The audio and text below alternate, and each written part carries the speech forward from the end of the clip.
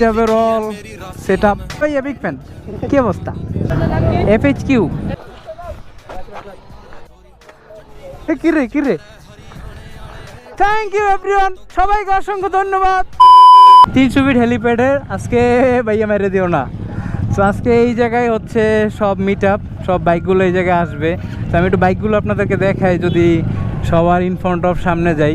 হ্যাঁ, তাহলে এটাই হচ্ছে আমার মূলত, এটাই হচ্ছে আজকের মিটআপ। আর স্কোয়াডের যত বড় মিটআপ আছে সেটা হচ্ছে এই। আরও বাইক আসতেছে,